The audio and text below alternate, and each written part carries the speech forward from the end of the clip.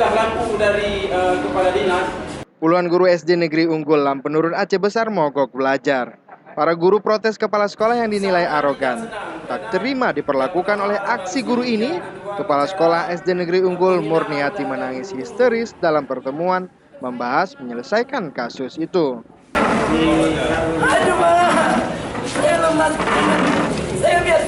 Murniati Kepala SD Negeri Unggul Lampenurun Aceh Besar menangis histeris saat memberikan penjelasan terkait aksi mogok guru di depan Kepala Dinas Pendidikan Aceh Besar, unsur Muspika, Dewan Sekolah, dan wali murid.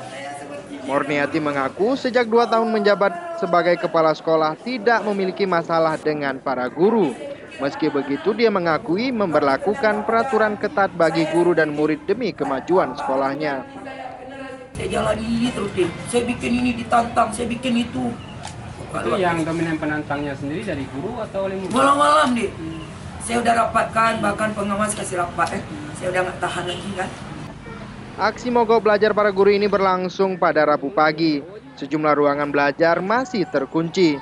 Para guru serentak memilih tidak mengajar sebagai aksi protes terhadap kepala sekolah yang dinilai arogan dan otoriter. Aksi mogok guru ini menyebabkan ratusan siswa sekolah ini tidak belajar.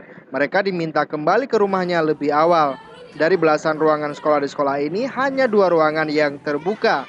Hal ini dimanfaatkan oleh guru praktek untuk mengajar siswa yang tetap tidak pulang.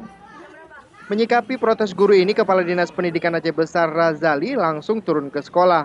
Bersama Muspika setempat, Dewan Sekolah, dan orang tua murid, Kepala Dinas Pendidikan langsung mencarikan pengganti kepala sekolah sementara di sekolah ini agar proses belajar mengajar tetap berlangsung. Dari Aceh Besar, Hendra melaporkan untuk Aceh Video.